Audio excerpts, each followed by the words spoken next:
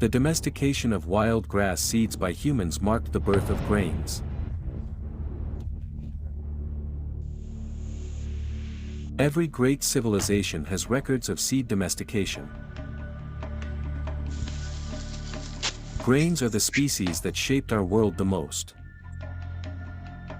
Today, they've branched into countless varieties and play countless roles. That familiar scent of ripe rice and waves of wheat is the story of a land that always gives.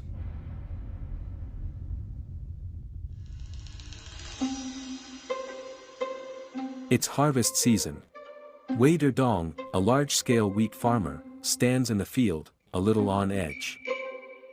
Experts from the Ministry of Agriculture and Rural Affairs are arriving to run a yield test. A plot will be picked at random. Measure that one too. It needs to be over 17 meters. Try further back, see if it's enough. We'll bring the harvester in later. Make sure we're lined up dead north-south.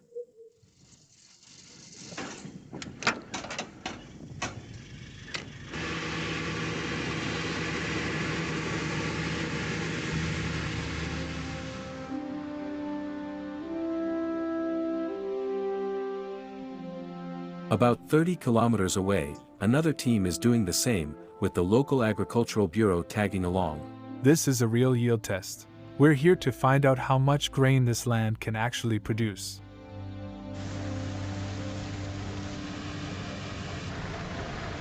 For 3 years now, 6 teams have been running yield tests in 12 counties across Dezhou. Each year, 48 random plots are sampled to measure annual crop yields per plot. The point is to prove that if this land, under this farmer, can hit these numbers, then other farmers will see it's possible. If everyone across all towns in our county does the same, we can boost production county-wide. Let's say Lingqing has 1 million mu of farmland. If every mu produces just 50 kilograms more, that's an extra 50 million kilograms of wheat. Wheat is a staple in China. From buns to dumplings to noodles, it's everywhere. One traditional dish stands out, the flour bun. Made with natural pigments, passed-down techniques, and a touch of modern beauty. It's a feast for the eyes and the plate. It carries wishes for a bumper harvest and rising prosperity. Professor Wang Junlin leads the expert team. He's deputy head of the National Wheat Advisory Group. You've done well controlling water and fertilizer. This is our high-yield demonstration field. With expert guidance, experimental plots become full-scale production fields. In 2021, Dezhou, Shandong, became the first in China to propose an ambitious production target, 1.5 ton grain, producing 1.5 tons of grain per mu of land.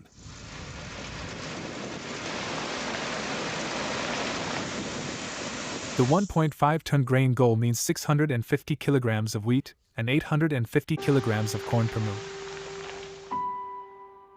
It's an incredibly ambitious target. Considering the average for China's top 3 staple grains falls short of 500 kilograms per mu.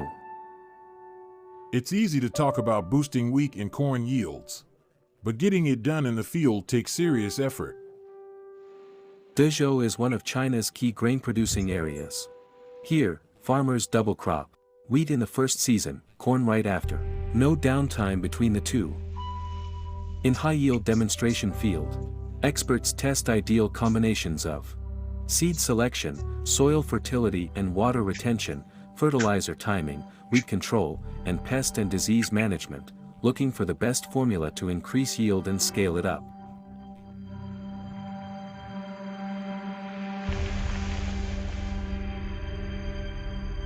Once we match the right techniques, we teach them to the farmers.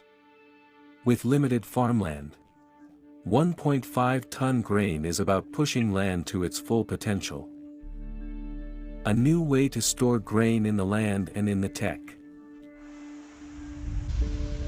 Once harvests wrap up across sample plots, the expert teams begin crunching the numbers.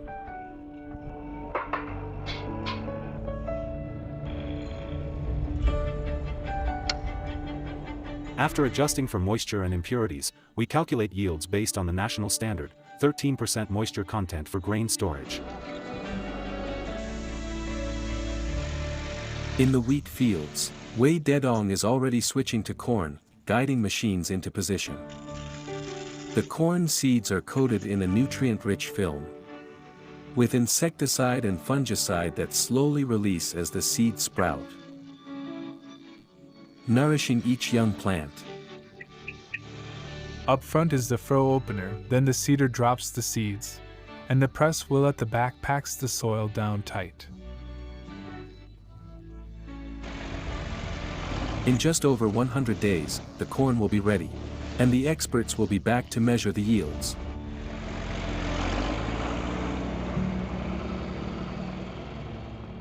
Land changes with time, and how it's treated makes all the difference. Farm it differently, and it'll give back differently. In northeast China, a new rice crop is ready for harvest. Now it seems, it looks good to me. As autumn sets in, the weather changes daily. One cold snap, and the perfect harvest window could slip away. If it frosts, shake the stalks and grains just fall in clumps. Once it's about 90% ripe, we have to harvest. Wait too long, and a few cold nights could cost us a lot.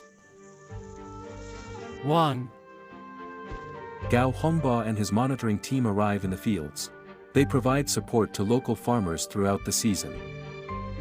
I'm worried if we cut too late, we'll lose grains. Grab a few samples first.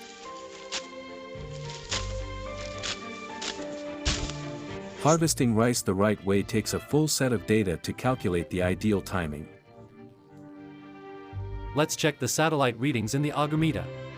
Throughout the growing season, agronomists use software to log key stages: planting, heading, grain filling. They track sunlight and temperature, and use that data to tell when the rice hits 90% maturity. See? Shake it like this, and the grains stay put. They don't fall off. At 90% ripeness, the grain is still active, holds its nutrients, and won't shed during harvest. Let's check the yellowing rate. That'll tell us how much is mature. If it's good, we start tomorrow. There are 200 grains on this tray. We just checked. 20 are still green. That's 90%. We're good. Time to get to work. Starting tomorrow. Let's move. Time to work. Wang Chuanguang is the largest grain farmer in the area. His cooperative manages more than 8,000 mu of village farmland. Heilongjiang is China's top grain-producing province. 1/10 of the country's grain comes from here. Wuchang is a key region for top-quality rice. Premium rice takes careful, hands-on work. The 6-step fresh harvest method, now being promoted, cuts grain loss by 5%. Wang's cooperative alone saves 175,000 kilograms each year. Saving grain means higher yields and better returns. If adopted across northern single-crop regions, timely harvests could prevent 2.35 million tons of loss. Enough to feed 23.5 million people for a year.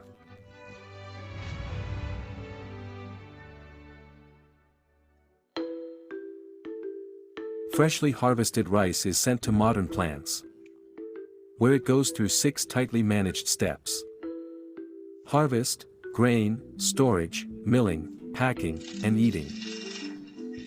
Every step is a race to keep it fresh. This is a low-temperature grain silo for rice storage. The largest can hold up to 10,000 tons. Right now, it's about 12.3 to 13 degrees Celsius in here. The silo is airtight and fitted with a nitrogen system. We pump in nitrogen to push out oxygen, keeping the rice in a low-oxygen environment so it stays fresh for as long as possible. The key to store fresh rice is temperature control. In cool conditions, The germ stays active and full of life. Even after a year in storage, the germination rate can stay as high as 90%. Great rice needs milling, packing, and freshness. Once the husk is removed, oxidation kicks in fast. Flavor, aroma, and nutrients start to fade. After more than 30 processing steps, the rice moves to the packing area. It's vacuum sealed right away to shut out oxygen and lock in nutrients and that just milled flavor. Each grain is carefully handled all the way to your plate. Cooking perfect rice takes more than just water and heat. There's science behind it too. Dr. Gao Ming walks us through the science behind steaming rice. Take 4 tubes of new rice and 4 of aged rice. Mix in freshness indicators. Blue for fresh rice. Yellow for aged rice. Let's run the test. Results should come in quickly. We aim for a score above 85. This one's at 93, a clear sign it's fresh. Now for the aged rice. Same steps. Pour it in and put it in the same freshness tester. Now, run the test. This one scores 56. That is well below our freshness standard. As rice sits in storage, it keeps oxidizing. Fatty acid levels rise and break down, and that ruins the taste and smell. Now it's time to rinse the fresh rice. Here's a surprise. Washing doesn't strip away nutrients. That white powder on the surface is just starch. Nutritionally, it's not very valuable. And if you leave it, it can make the rice extra sticky and gummy. The rice is rinsed 5 times, then soaked for 30 minutes. This helps the grains cook evenly at high heat. Since heat is transferred through water, you need the moisture to spread evenly inside the grains. Only then will they cook evenly. Once steamed, the rice is fluffed right away to release extra steam. Then covered and left to rest for 10 minutes while warm. These simple steps can raise the taste value by 4 points. Rice taste value rates texture, taste, and aroma. 4 points is roughly the gap between ordinary rice and premium rice. You have to nail every step to gradually lift the rice taste value. When the rice hits the table, its freshness is brought back to life, revived and captured in each bite. From field to plate, rice has nourished people for thousands of years. Today, a simple bowl of rice carries rich layers of flavor.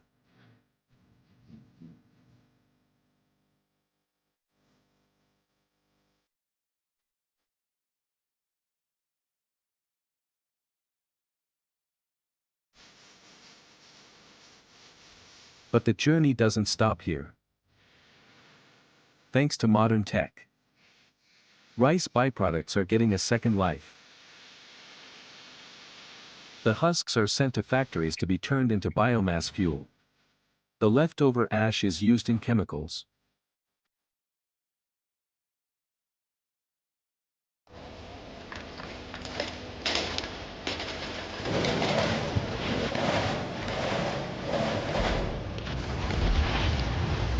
Through chemical processing, the ash is filtered and refined into silicon dioxide, commonly known as white carbon black.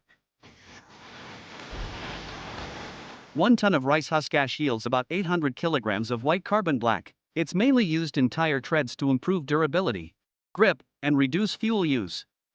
Roughly 40% of it goes into shoe soles to make them more wear resistant. And that's just one of rice's many byproducts. From rice bran, we extract rice bran oil, bran wax, oryzanol, rice powder, and other high-value products. Today, over 40 such items make up a growing family in the rice industry. It's a way of honoring the grain by using every last part. That's how rice reaches its full potential. As more agricultural products go beyond food and become high-value goods through advanced processing, the industry lifts farmer income, meets market demand, and reflects a nation's strength in agricultural innovation and supply chain development. With new technology driving smarter production, China is building a stronger, more efficient agricultural future.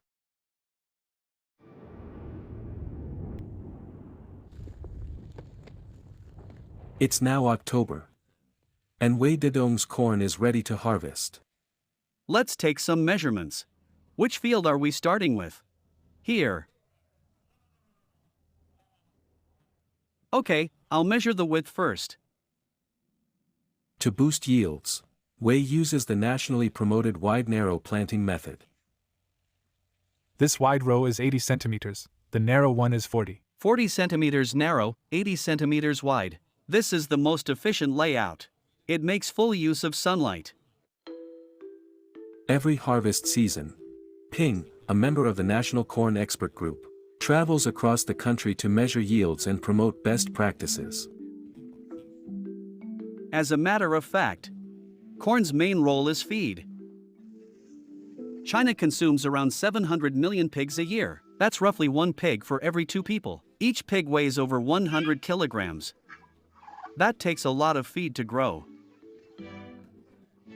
We eat rice and noodles. So most of us don't think much about corn. But without corn, you'd have no pork, no eggs.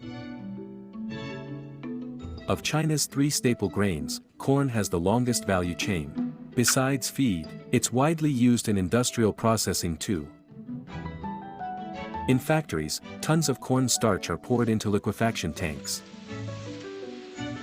There, the starch is broken down into glucose. With yeast, the glucose ferments further into a clear crystalline substance, erythritol.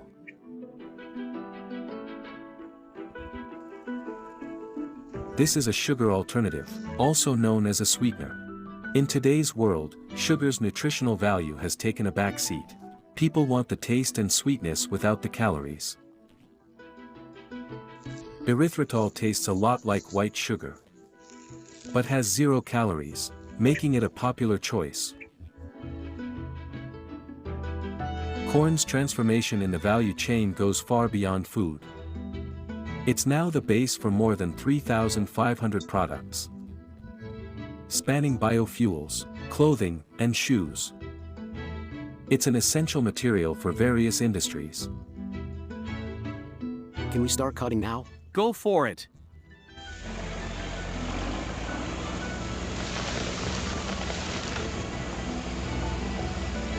"20 ears of corn are picked at random to test moisture content and kernel yield. How a field is managed directly affects how much it gives back. Over the years, data collected from these tests is sent to Ministry of Agriculture and Rural Affairs, helping guide national grain policy. The goal of the 1.5-ton grain plan is to share proven methods and help more farmers increase their yields. That's the outcome experts hope for most.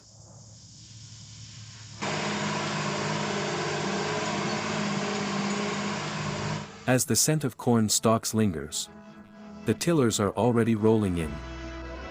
In double crop fields, harvest time is also planting time. Winter wheat is already in the ground. It will survive the winter and be ready for harvest in June. The clock never halts, the land never stops. That relentless rhythm inspires deep respect for the soil.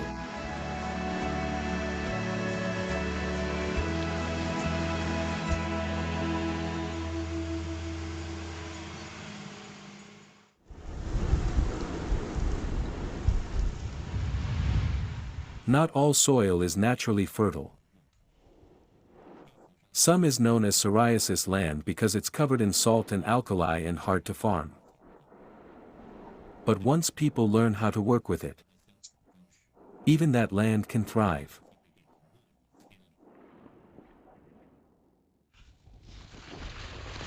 On the outskirts of Beijing, a joint research team is working on a sorghum project.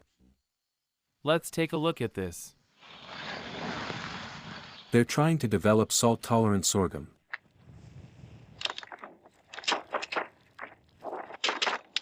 We've gathered more than 1,000 sorghum types from all over the world. Some tall, some short, some wild, some cultivated, loose heads, tight heads, every kind. Sorghum originated in the Sahara Desert and was domesticated 6,000 years ago. Its survival in harsh conditions gave it a natural tolerance for saline alkali soil. Xie Qi planted hundreds of varieties in salt-affected plots. Then we observe, does it grow? Does it wither or thrive? After rounds of testing, they identified the gene responsible for salt resistance. We brought all these varieties into the lab and created artificial saline alkali soil. Some seeds sprouted, then died. Some didn't sprout at all, but a few grew strong and healthy. Those survivors carried the AT1 gene, a variation that makes them salt tolerant. We isolated and cloned that AT1 gene from the successful plants. These are the seeds that made it.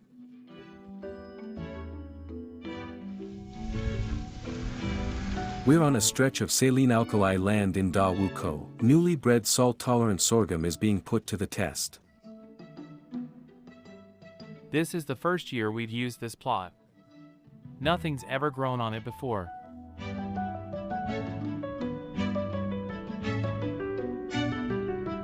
Three months later, life is taking root in the salt-heavy soil.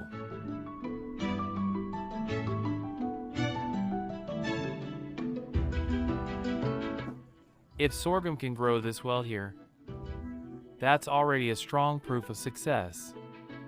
The research is moving forward. Experts have found the same AT1 gene in corn and soybeans. If the breeding techniques used for sorghum can be applied to these crops, salt-tolerant versions could be developed. We're working on both soybeans and corn now, putting this theory into practice. They may not become as salt-tolerant as sorghum, but their resistance will still improve compared to their original forms.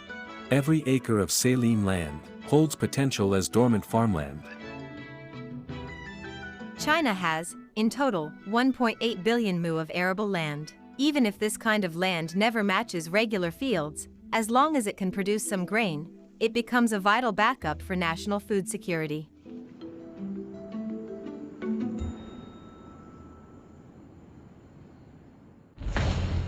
Sorghum has another story to tell. By the Chishui River in Guizhou, a variety of sorghum gives local baijiu its signature aroma. Over the course of a year, this sorghum undergoes 9 steamings, 8 fermentations, and 7 distillations.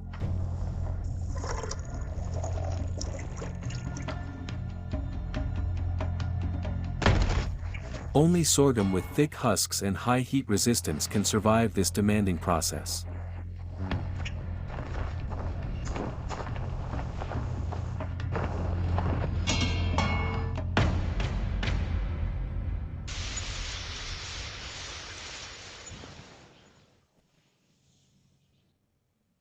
It's August, and the sorghum in Maotai town is ripe. Red grain heads droop under their own weight. This is our classic red tassel sorghum. You can recognize it by its shape, arched stalk, hooked head, long cylindrical leaves.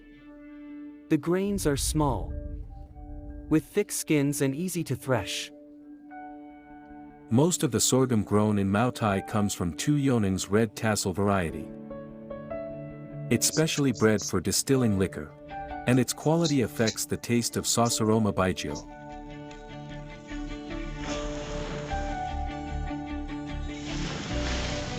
In the past, Local sorghum was excellent in quality, but yielded very little, less than 100 kilograms per mu. Sauce aroma baijiu starts with high-quality sorghum. That's the key to its distinct taste and aroma. There's little red tassel, oxtail roller, and black sorghum, all low-yield types. Raising sorghum yields has always been a breeder's dream. Back then, our main focus was yield potential. Turn on the lights. This is Tu Yoning Seed Vault, holding 785 sorghum germplasm samples. The most valuable one is oxtail roller. Sample number 001. From 1986 to 1999, we spent 13 years searching for top-tier breeding material. After years of effort, they found a rare, high-potential plant, oxtail roller. It was a regional strain, and we spotted one plant with exceptional traits. That moment changed everything. Crossing number 001, oxtail roller, with number 002, little red tassel, led to the birth of an ideal liquor sorghum. Red tassel sorghum combined the strengths of both and made a huge leap in yield, from just 75 kilograms per mu to over 500. That boost didn't just help farmers. It gave new energy to the entire baijiu industry.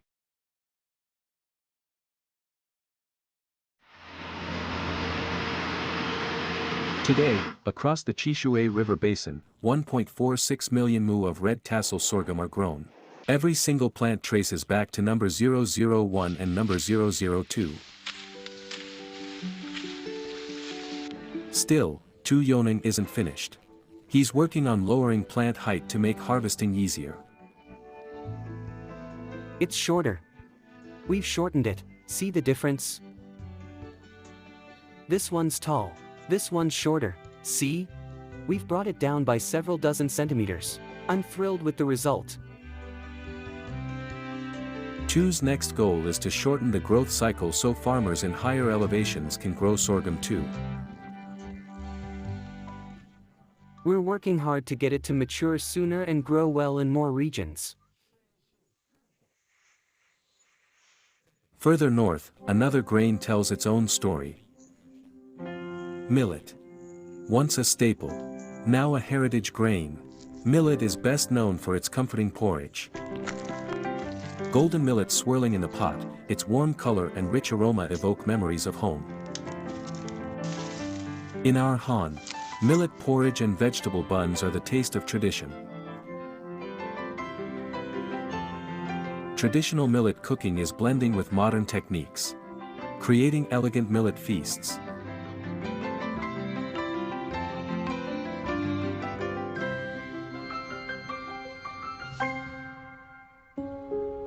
In the field, millet is known as guzi. This isn't your average millet farm. Most of the varieties grown here rarely make it to market. See this? We call it a big fork head. These three here, and those two, all fork heads. Back in the day, we used simple wooden forks in the field, some with 3 prongs, some with 2. That one's red, but this one's green. We call this fork head green. And this one right here is our Han's original red big head. It's got a strong aroma and flavor, but it's not as yellow as other types. Ma Pengcheng worked at an agricultural technology station, breeding sorghum. Later, he shifted his focus to millet. The nearly 100 millet varieties in his fields are the result of decades of effort by him and his father.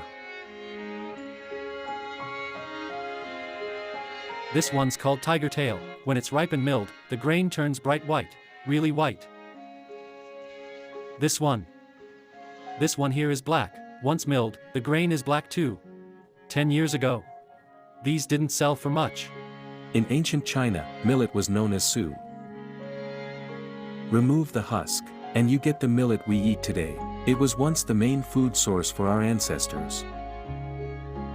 That tall one is green. I'm 1.72 meters and it's taller than me, at least 1.8 meters. Its husk turns pale when it's ripe and the grain is green when milled. It can be used as forage too, but if it doesn't work as feed, and it doesn't taste as good as white or yellow millet, people stop growing it. Ma still hikes up into the mountains to check on his millet. This variety was bred in 2021. It was developed in Hainan, with sturdy stalks, strong disease resistance, and high yield. Best of all, it still has the golden color and sticky softness of top millet. Local farmers are planting it widely.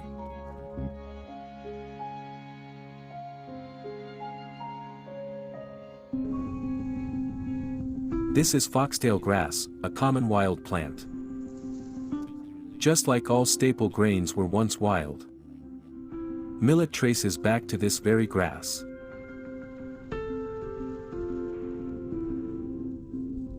Six years ago, Ma spotted a strange-looking millet plant growing in a mountain gully. I was back home, walking through the hills, when I found this plant. It looked like millet to me, that's it. That's what it looked like.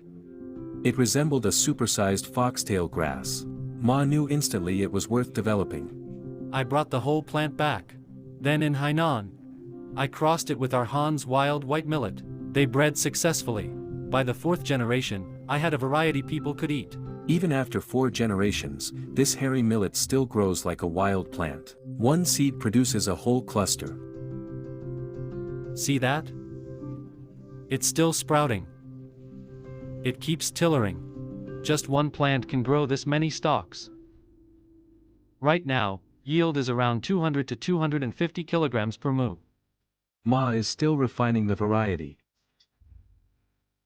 keeping its wild traits while aiming for better flavor and a naturally low-sugar millet.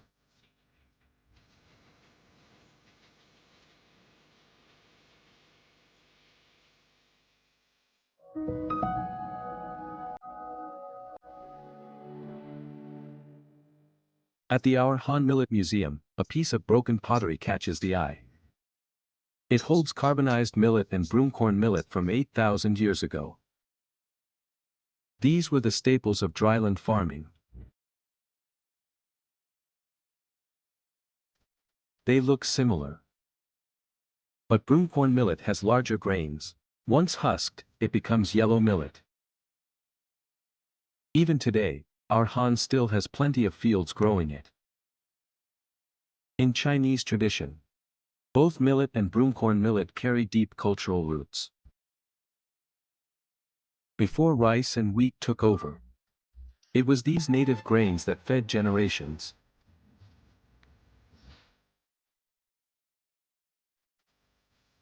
Throughout China's long agricultural history, people have cherished every inch of land. The land gives life, it sustains everything. And grain has been at our side for over 10,000 years. Through every season, the land keeps giving. Year after year, we hope for a bumper harvest. That hope never changes.